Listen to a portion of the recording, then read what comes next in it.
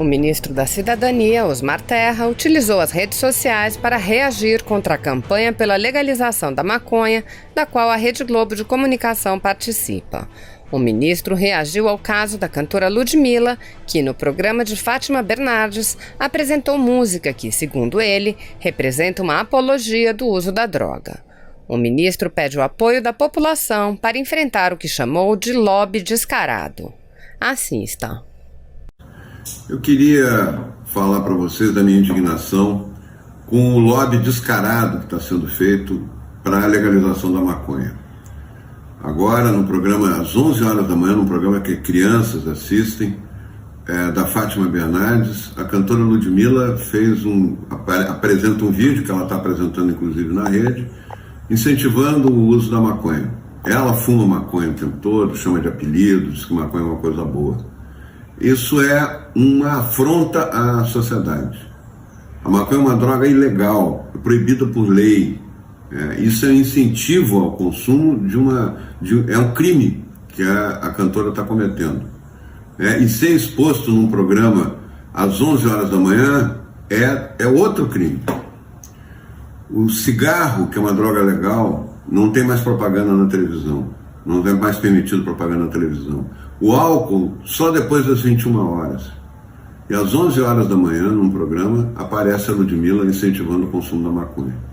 Por isso eu queria dizer para vocês, não acreditem nessa história de maconha medicinal. A maconha é composta de 480 substâncias que causam dano irreversível, retardo mental, esquizofrenia, atraso. As pessoas que usam maconha são as que dependem mais da assistência social, que têm os piores salários, as que têm menos diplomas, são as pessoas que usam mais outras drogas. Então é muito importante a sociedade brasileira se unir nesse momento, onde tem um poderoso lobby econômico muito forte, muito grande, grandes empresas canadenses, grandes empresas americanas, grandes empresas brasileiras estão se associando a elas para impor o consumo da maconha legal no Brasil. Da maconha e depois das outras drogas também. Vamos resistir a isso juntos. A sociedade tem que se manifestar, o governo vai fazer a sua parte, mas todo mundo tem que entrar na rede, todo mundo que puder se manifestar contra esse lobby, tomar atitudes em relação a isso, que é a única maneira de frear esse absurdo que está se colocando no Brasil. O governo Bolsonaro é contra a legalização da maconha, é contra esse absurdo, e é o primeiro governo que coloca uma política que aumenta o rigor contra as... Pacientes do SUS impossibilitados ou com dificuldade de se locomover até uma unidade de saúde passarão a contar com mais 410 equipes de profissionais especializados no tratamento domiciliar. Para isso, o Ministério da Saúde vai repassar mais de 160 milhões de reais a 210 municípios. São médicos, enfermeiros, técnicos de enfermagem e outros profissionais que darão suporte a pessoas acamadas. A ação pretende reduzir a demanda por atendimento nos hospitais e diminuir o tempo de internação de usuários no SUS. Com isso, o país passa a contar com 1.157 equipes de saúde domiciliar. Seja de férias ou a trabalho, o atraso nos voos é algo que irrita os passageiros, não é? Mas, segundo uma pesquisa feita por uma consultoria britânica, 9 aeroportos brasileiros estão na lista dos mais pontuais do mundo. Entre eles, o aeroporto de Guarulhos, na Grande São Paulo, com mais de 81% dos voos no horário. Na categoria de aeroportos grandes, além de Guarulhos, também se destacam os aeroportos de Brasília, em 4º lugar, e de Congonhas, em São Paulo, em 12º lugar. Recife, Galeão, no Rio de Janeiro, Belo Horizonte, em Minas Gerais e Santos Dumont, também na capital fluminense, aparecem entre os mais pontuais no grupo de aeroportos médios. E na categoria de pequenos aeroportos, Fortaleza, no Ceará, ocupa o 11º lugar em pontualidade e Curitiba, no Paraná, o 18º. Produtores rurais brasileiros já utilizaram quase metade do dinheiro disponibilizado pelo governo para financiar a safra 2019-2020. Os empréstimos feitos de julho a dezembro de 2019 totalizaram 108 bilhões e meio de reais e representam quase a metade do valor disponibilizado para financiar a safra atual.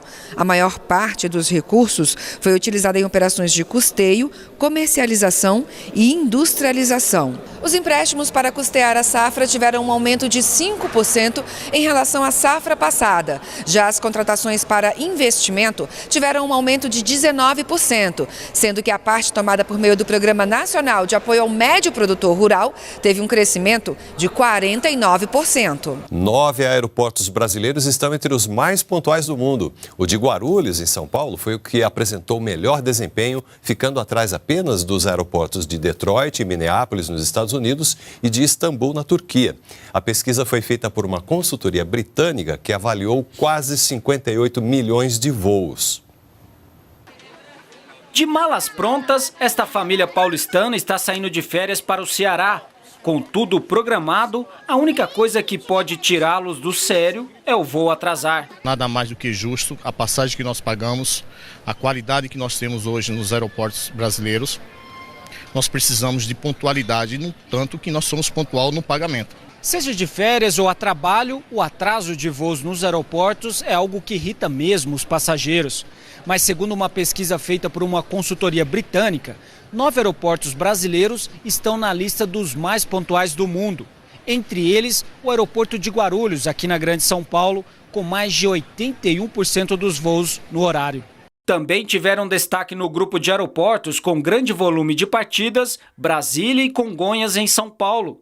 Recife em Pernambuco, Galeão no Rio de Janeiro, Belo Horizonte em Minas Gerais e Santos Dumont, também na capital fluminense, aparecem entre os mais pontuais da categoria médio. Já Fortaleza, no Ceará, e Curitiba, no Paraná, registraram melhor desempenho na lista de pequenos terminais. A ANAC, a Agência Nacional de Aviação Civil, estabeleceu algumas obrigações para as empresas aéreas em caso de atraso. Entre elas, oferecer gratuitamente, de acordo com o tempo de espera, assistência material, como internet e alimentação, além de manter o passageiro informado a cada 30 minutos quanto à previsão de partida dos voos. Mas se atrasar e não tiver jeito, a pequena Letícia tem uma sugestão. Eu pediria para o almoço dar uma sala de conforto, tipo uma salinha VIP, para ler, né, para jogar, para recompensar o que perdeu. O presidente Jair Bolsonaro já declarou posição contrária à taxação da geração de energia solar no país. Pelas redes sociais, ele garantiu que está em conversa com os presidentes da Câmara e do Senado para articular uma solução para o impasse. Mais cedo, também pelas redes sociais, ele afirmou que não concorda com a decisão da Agência Nacional de Energia Elétrica, a ANEEL, mas lembrou que a agência tem autonomia. No que depender de nós, não haverá taxação da energia solar. E ponto final. Ninguém fala no governo, a não ser eu, sobre essa questão.